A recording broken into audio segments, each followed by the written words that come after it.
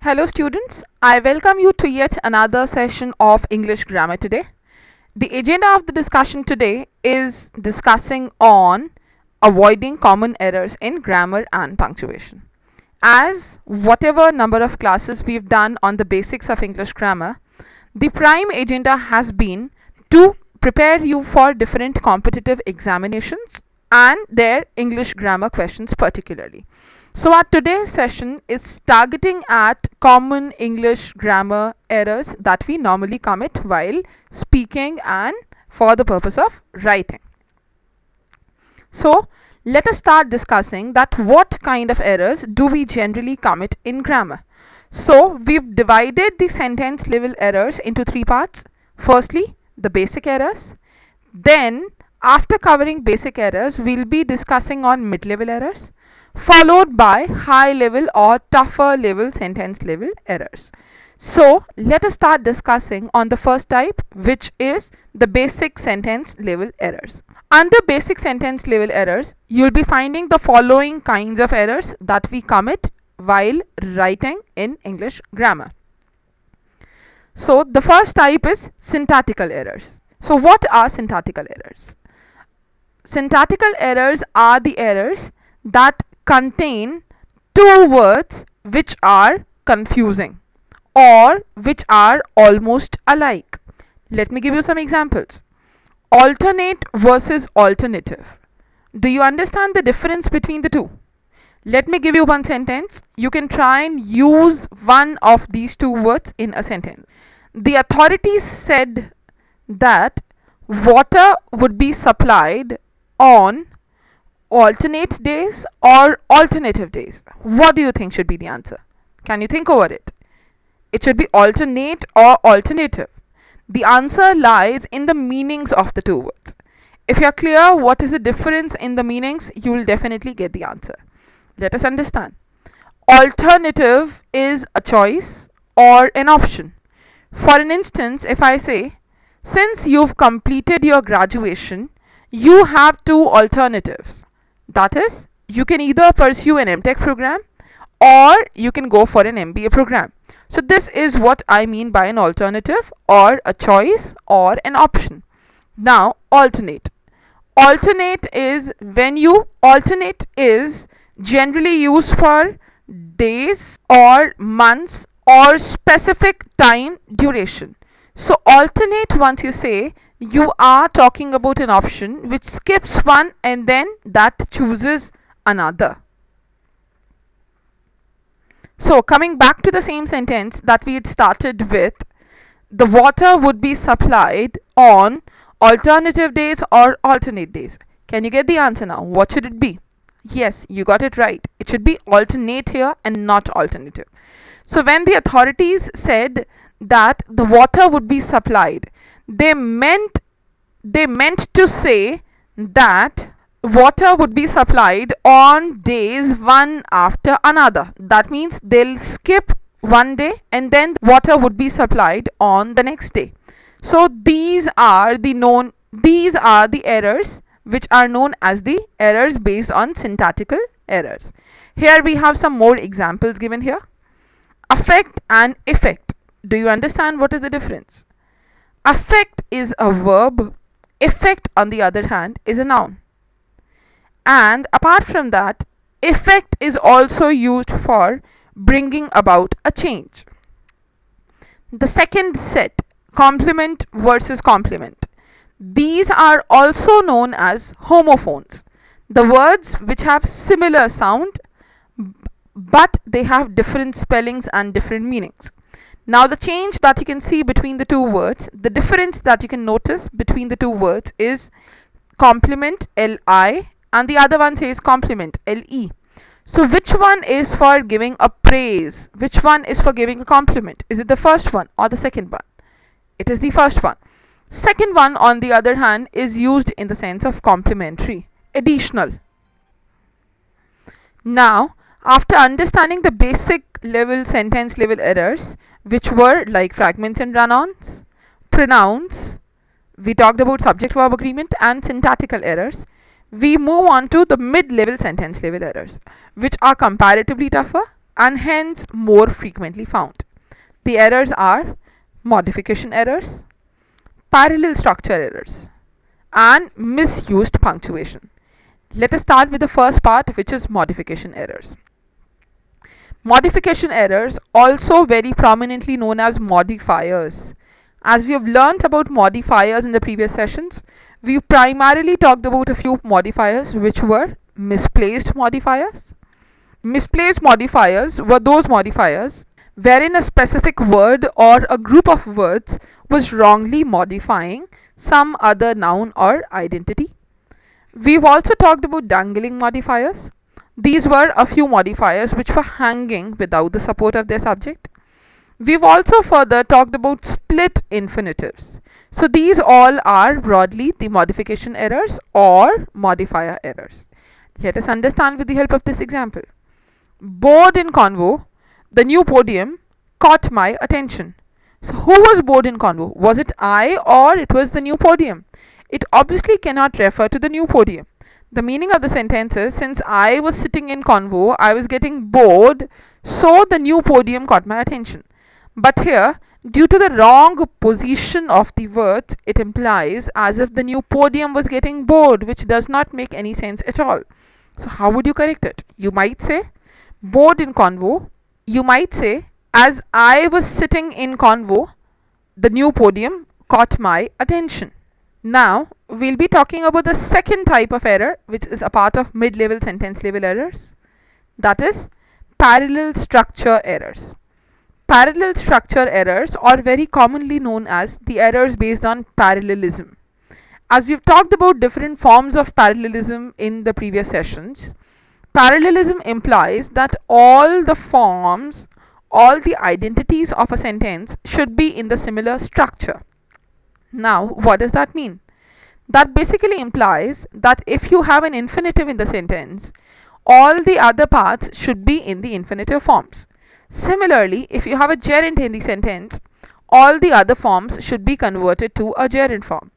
Same applies to the use of nouns, adjectives, and various other parts of speech. Let us understand that with the help of this example. I told him that he must not only complete his work, but I also said that he should check it over. Now, firstly, as you can see, there is an error of redundancy in the sentence. I told him, but I also said. So we can obviously remove the second part. Apart from that, we should also ensure that the portions which are coming after told him and said, they are in the same form. Let us see how to correct that. I told him that he must not only complete his work, but he must also check it over. We cannot say should here. It should be must. Why? Because the first part is using must. So the third type of mid-level sentence level error is missed punctuation. As in the previous session we've discussed about punctuation in detail, it is very important to put punctuation at its right place. Punctuation implies the position of a comma, semicolon, colon, a period, or a full stop, etc. Especially apostrophes, quotation marks, and commas. They should be at their right places. Let us move on to the high level grammar errors and hence most frequently found out in your examinations.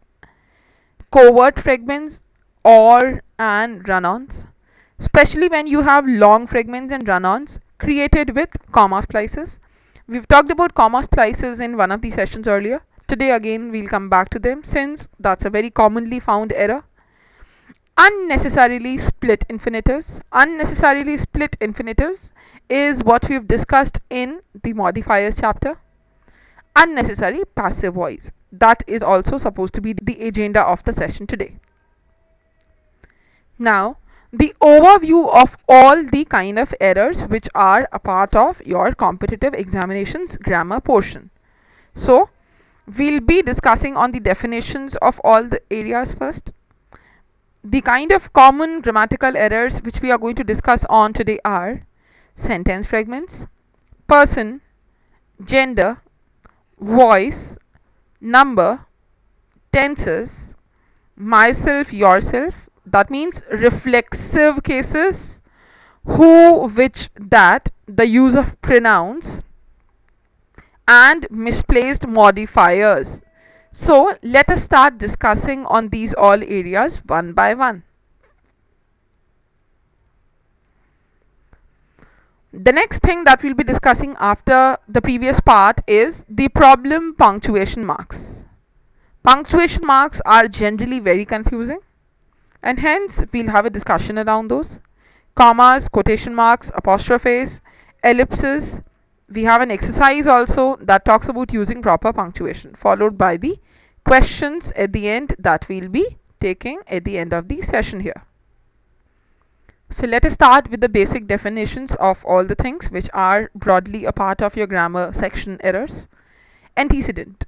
So antecedent is the noun to which a pronoun refers or for which a pronoun substitutes.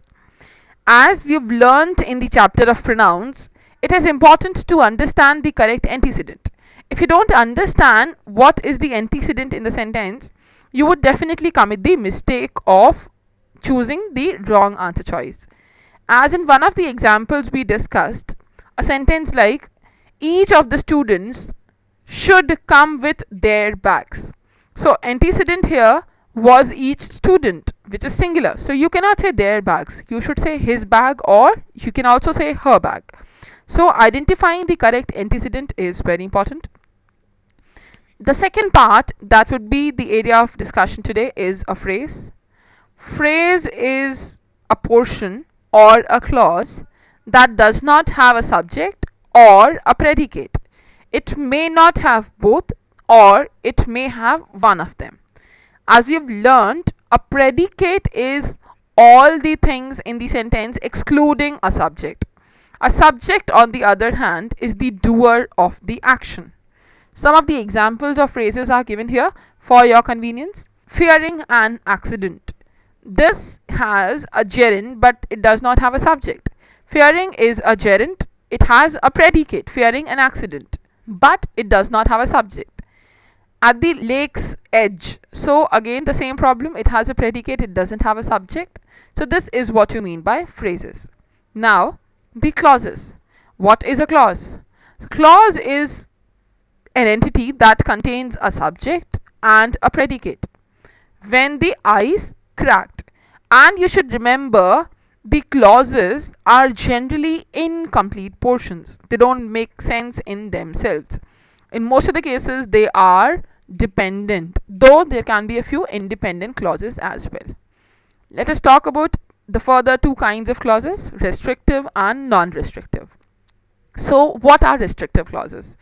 Restrictive clause is essential, limiting, and does not use commas. On the other hand, non-restrictive clause is not essential. It is not necessarily a part of the sentence, and it uses commas, dash, or parenthesis to enclose. So a restrictive clause is a clause which is important, which is essential, without which the sentence does not make much sense. On the other hand, non-restrictive clause is the one that is not essential. It is not necessary to put a non-restrictive clause in the sentence. Even if you remove that, it makes its own sense here. Restrictive clauses also use no commas. So as we have learnt, a non-restrictive clause is the one which is not essential. Even if you remove that, the sentence properly makes sense. And a non-restrictive clause should use commas or dashes or parentheses because they are an additional part of the sentence.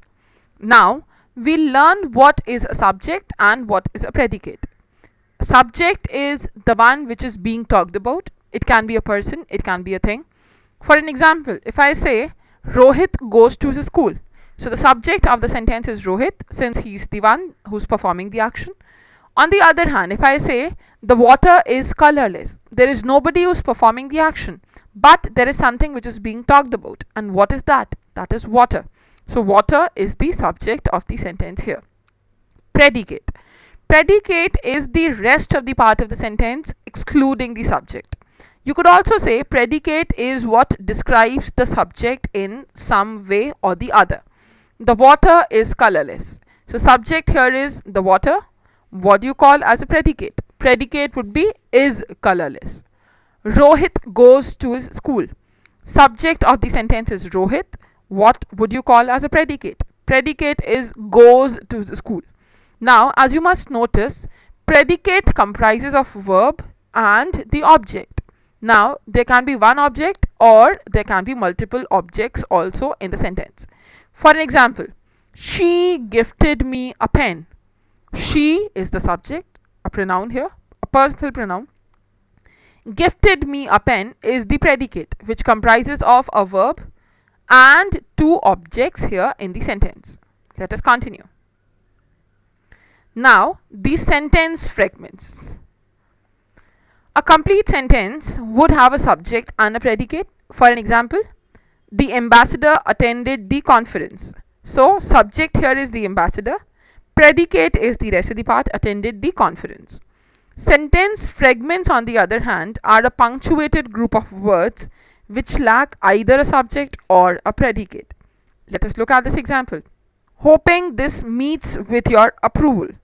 Now, though as you can see, there is a gerund in the sentence, but the subject and the predicate are absent in the sentence. They are not present.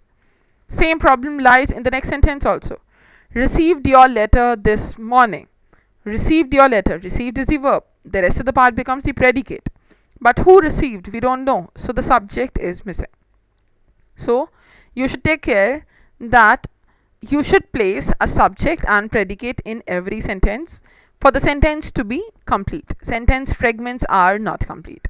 And you would find these are a few different ways by which the examiners try and confuse you by giving you questions based on grammar. We'll be talking about a few persons now. It is important to understand these three persons so as to avoid any error based on grammar. So, the three persons, as we know, are first person, second person, and third person. So, let me ask you a few questions first. I, where would you put it? Is it the first person, second person, or third person? I is the first person. If I say she, where would you put it? Is it the second person? No, it is the third person. What about you? That is the second person. Let us understand the difference among these three persons. The first person is the speaker. The one who is speaking is the first person, the subject that is speaking. So, I will discuss types of ballistic missiles in my paper. So, what is the first person here? First person is I, the subject that is speaking. The plural form of the first person can be we also. Now, the second person.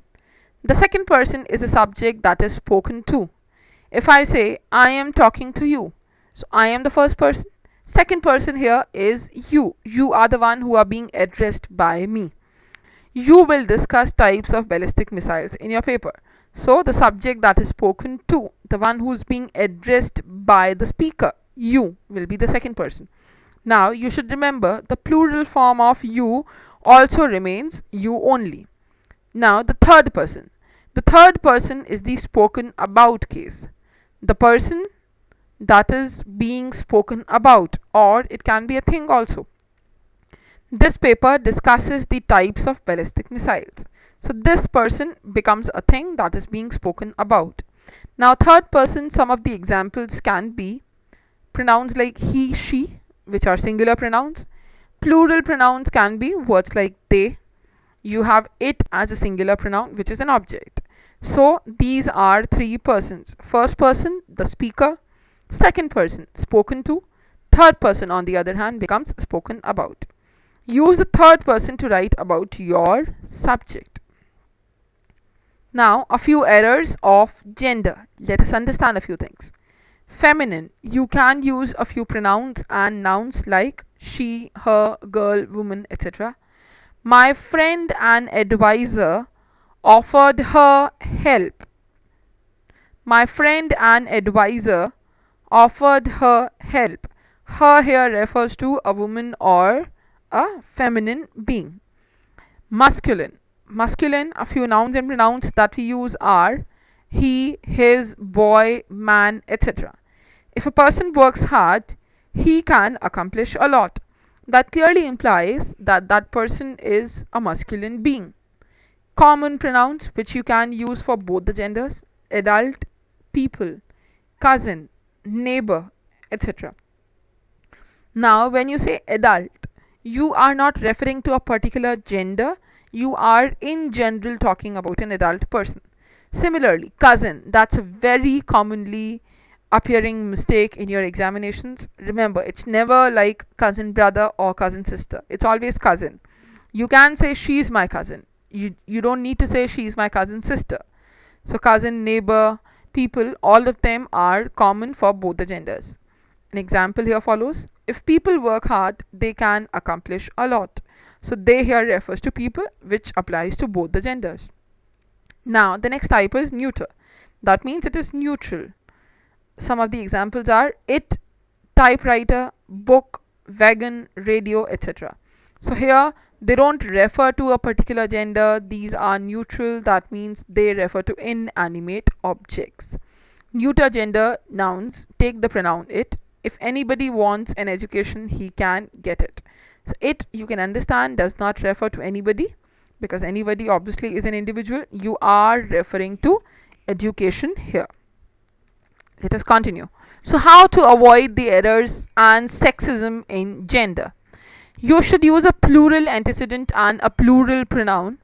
For an example, let us look at the sentence. Many brought their lunches with them. Now since the subject of the sentence is many here, you should use a plural pronoun like their here, their lunches. Next sentence, athletes deserve their privacy. Subject here is athletes, which is again a common noun. It does not talk about a particular gender, so you should use their privacy again. The next strategy that you should keep in mind is using masculine gender, avoiding any use or making gender agree with the fact. Let us see what does that mean. One likes to do what he can do well. When it is not sure that which gender are we talking about, you can use any one of the two, or you can prefer using masculine gender.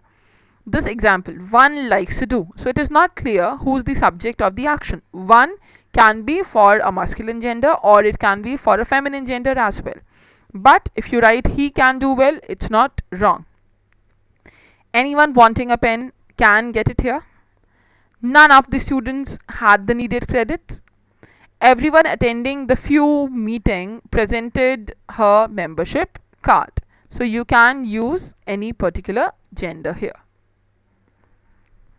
Now, the next type of errors which are found in your competitive examinations is the error based on voice, that is active and passive voice construction. So let us understand what is the difference between the two. Active voice sentences, the subject is the doer of the action, or subject is the one who performs the action. Each ambassador signed the truce. So verb here of the sentence is signed. We are using past form of the tense here. Each ambassador, so that is the subject of the action. So you can say each ambassador, that is the subject, is the doer of the action here, which is signing. The passive voice construction now. In passive voice, subject is the receiver of the action. Subject becomes the done upon part. It changes its form. So the same sentence, each ambassador signed the truce, if it has to be converted into its passive form, you might say the truce was signed by each ambassador. Now notice the way the conversion has been made. The object of the previous sentence was the truce, so we would start directly with the truce part, followed by a past auxiliary verb since the sentence is in past form, signed. So we would use was, which is singular, signed past participle form. Now by the subject of the sentence was each ambassador. So this is how the passive constructions are made from active voice sentences. Now a note here, you should use active voice, let your subject perform the action. If a choice is given between two sentences, one of active voice and the other one passive construction of the same, you should always prefer a sentence with active voice, always, as a rule. So why to avoid passive voice? The first reason, it obscures the subject.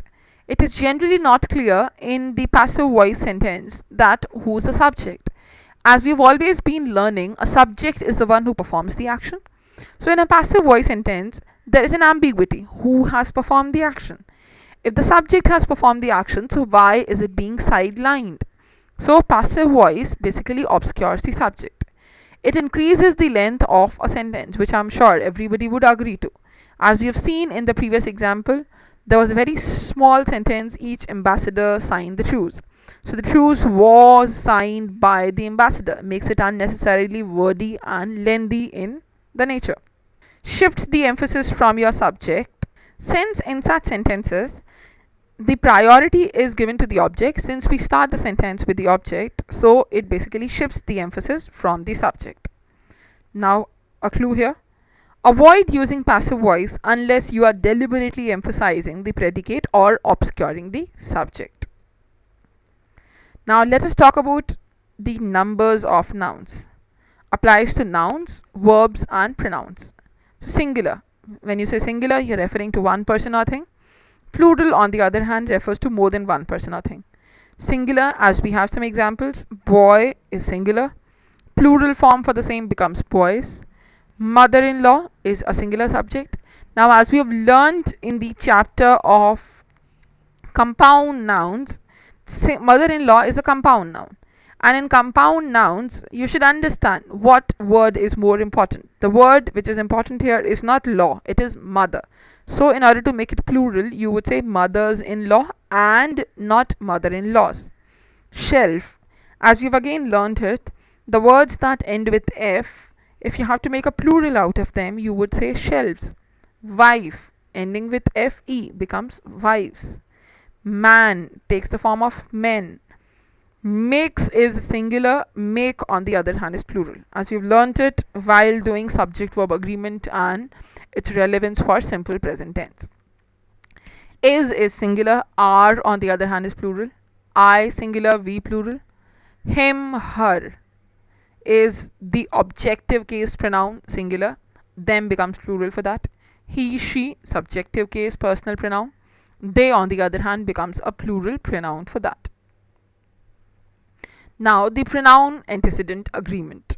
As we've told you earlier, we are discussing on some of the prominently appearing errors in the session today. So let us learn pronoun-antecedent agreement. The pronouns must agree in gender, person, and number. Let us look at these examples. If one is nervous, she or he should try to relax. Since the subject here is one, which is a gender-free word, you can use either a feminine gender or you can use a masculine gender, both.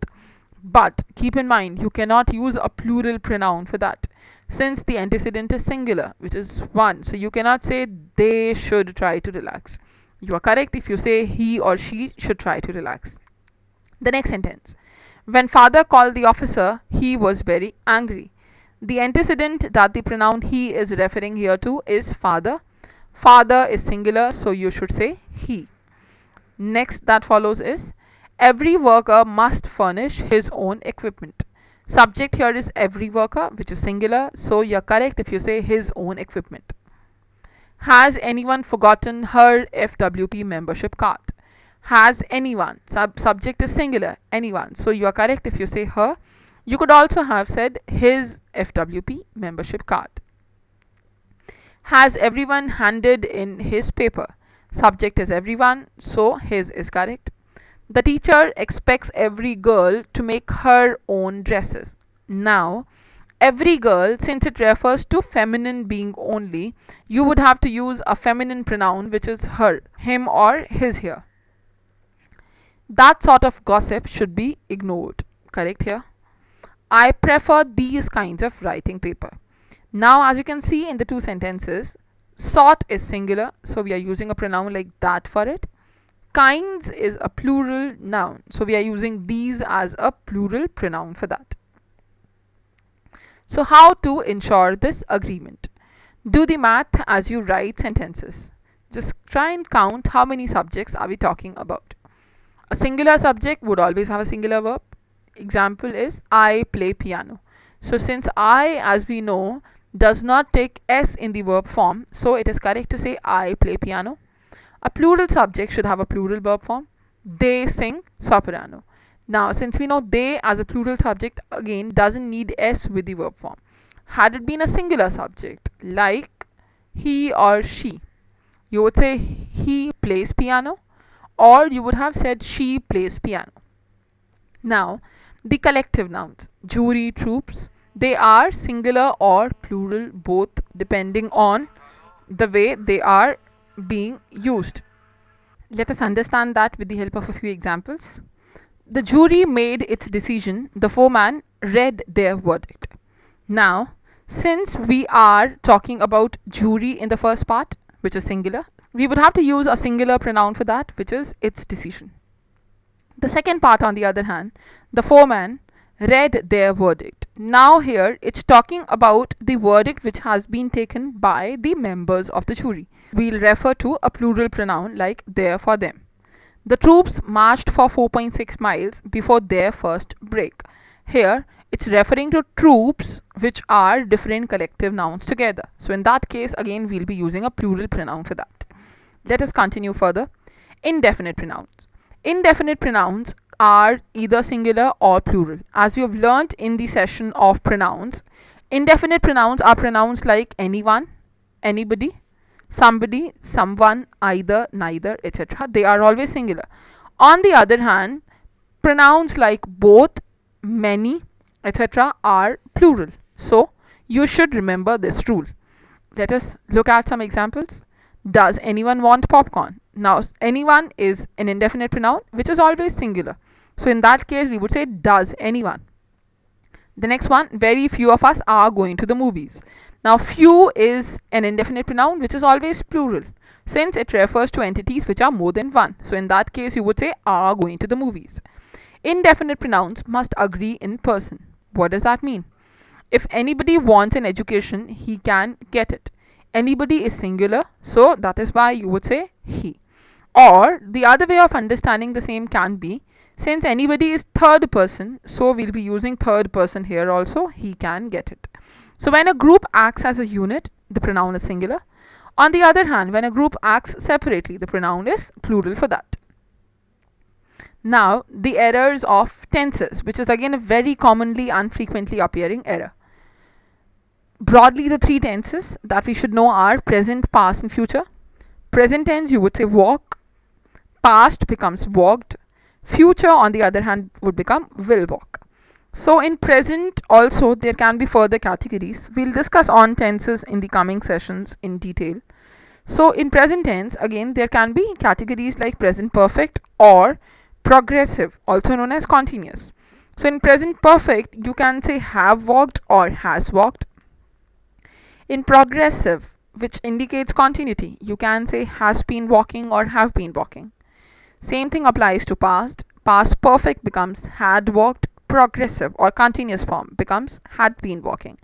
Future perfect becomes will have walked. Progressive becomes will have been walking. So progressive forms are I am walking, was walking, or will be walking. A few errors related to reflexive pronouns now. Myself, yourself, himself, etc. Never used as a subject of the sentence. You should never say myself have come here. You should say I have come here.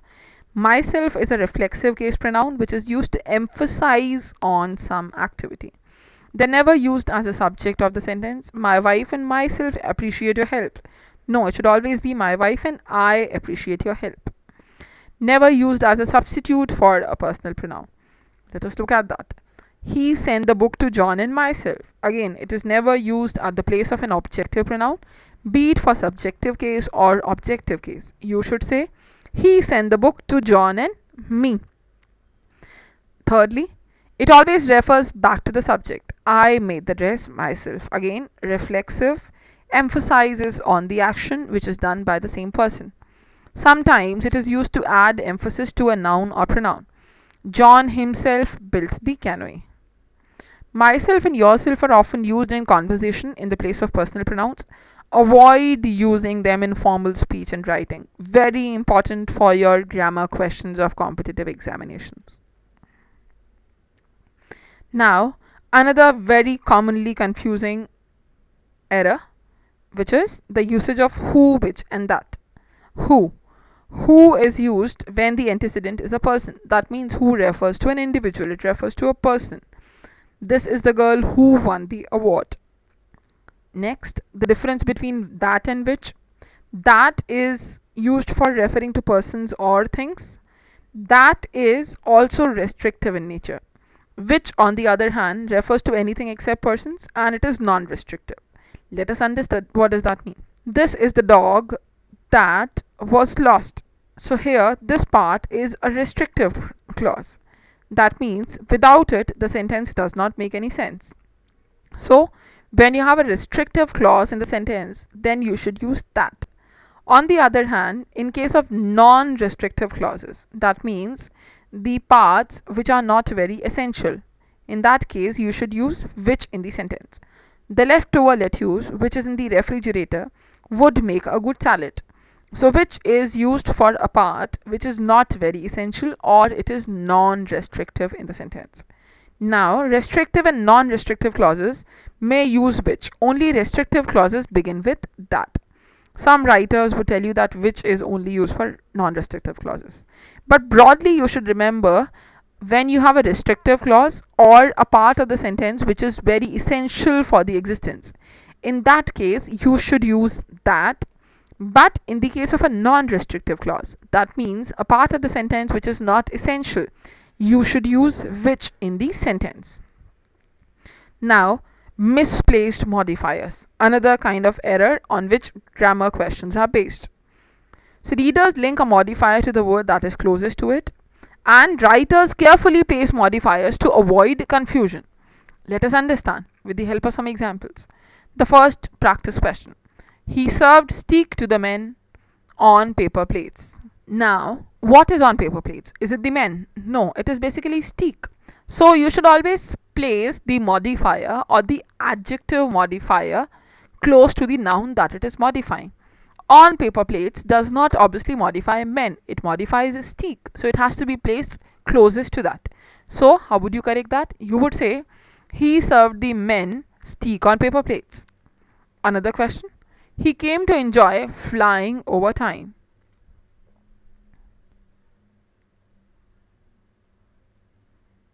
So, flying over time, what does that imply? That is creating confusion. So, in order to avoid the confusion or ambiguity in the sentence, you should separate the two and you should make a change in the sentence. Let us see how to correct that. Over time, he came to enjoy flying. The next sentence: snipers who fire on soldiers often escape capture. Let us see. Often is for what? Often is for escaping, or often is for capture. Often refers to capture, or it refers to whatever activity, it has to be placed close to that. Let us look at a few versions. Snipers who fire on soldiers escape capture often, or you could also say snipers who often fire on soldiers escape capture. So these are again a few things that you should keep in mind while solving your questions based on modifier errors of grammar. Now, the other kind of errors that you'll be frequently finding in your examinations are punctuation errors. So we'll be discussing on commas, quotation marks, ellipsis points and apostrophes. So when is a comma used? Comma is used to separate elements of a sentence or items in a series. Used before and but or other conjunctions. Let us see. The building is finished, but it has no tenants. Now, as you can see, there is a conjunction which is but. Before that conjunction, we are putting a comma in the sentence. Unfortunately, the only tenant pulled out. So again, we are separating unfortunately with the only tenant. So in that case, putting a comma.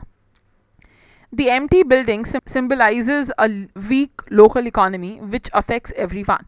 So after economy, there is a part which is actually non-restrictive or which is non-essential, which are being segregated by putting a comma here. The primary cause, the decline of local industry, is not news. Same thing applies here. A non-essential information, if it is being put in the sentence, it has to be separated by putting commas around the information.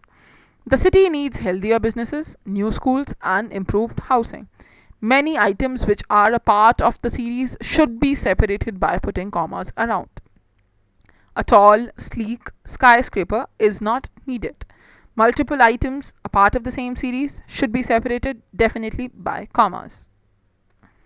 Now the quotation marks. So the quotation marks are used to enclose direct quotations, titles of magazines, articles, songs, poems, chapters of books, and to set off words in a sentence. Let us see a few examples. Fortunately, she said, I can bake more toast. So here, the source of the words and the words are being separated by putting quotation marks. Elton John wrote, lucky in the sky with diamonds. So again, the source of the information is being separated from the information by putting appropriate quotation marks. Cosmopolitan magazine ran an article titled Sunday Morning Brunch Leads. In chapter 8 titled How to Be Interesting, the author explains the art of conversation. With all the compassion it could muster, the agency turned away 2/3 of those seeking help. John Simons. So, whenever you want to separate some part of the information, or if you would like to show that some part is more relevant than the rest of the part, you should use quotation marks there. So now we would see what are ellipsis dots. These are 3 spaced periods which are used to indicate omissions within quotations, at middle, end or beginning of a sentence, or parts of 2 sentences, or 1 or more sentences after a full sentence. Let us look at this original quotation and the way ellipsis dots have been put here. It was the Cuba of the future. It was going the way of Iran. It was another Nicaragua, another Cambodia, another Vietnam. You can note ellipsis dot here. But all of these places, awesome in their histories, are so different from each other that one couldn't help thinking this kind of talk was a shorthand for a confusion. All that was being said was that something was happening in the Philippines, or more plausibly, a lot of different things were happening in the Philippines, and a lot of people were feeling obliged to speak out about it. So that was the quote of James Fanton, picked up from the Philippine election. So as you could see, the way ellipsis dots are used, but this part is not much relevant from the perspective of your competitive examinations and their grammar section. Now we'll be talking about the usage of apostrophe. Apostrophe is used to form contractions or compressions. For an example, it apostrophe is, that implies it is. So that's a contraction or a compression. When you say doesn't, that implies does not. They are also used to form possessive case, plurals of abbreviations, dates, letters, numbers, words. For an example, CD-ROMs. To show omission of a word, letter or a number. Let us understand that with the help of some examples. Don't, hadn't, wouldn't, let's, it's. So all of them are compressions, all of them are contractions. So in such cases we are using apostrophes at the end of the word before s. When you want to show plural of something, in that case also you use apostrophe. Boys, B-O-Y apostrophe s, that implies that it belongs to one boy. Boss apostrophe s, since it is already ending with s, in that case we don't need to put s after the apostrophe.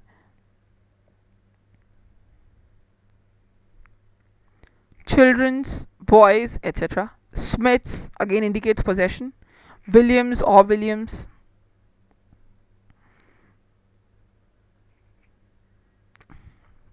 The difference between Williams, the one which is ending with s and then apostrophe, or Williams's, Williams apostrophe s, it implies that in the first case we are talking about a plural noun, in the second case we are referring to a singular noun. The day's task, 5 cents worth, indicates again a possession. Alice and Jack's apartment, everyone's duties, one's coat. So all of them are being used in the case of a possession. It is o'clock, the year 01. So here we've come to the end of the session of grammatical errors. Hope you enjoyed the session in which we learnt about different aspects of English grammar and the respective approaches of solving the questions. Hope to see you in the coming class. Thank you.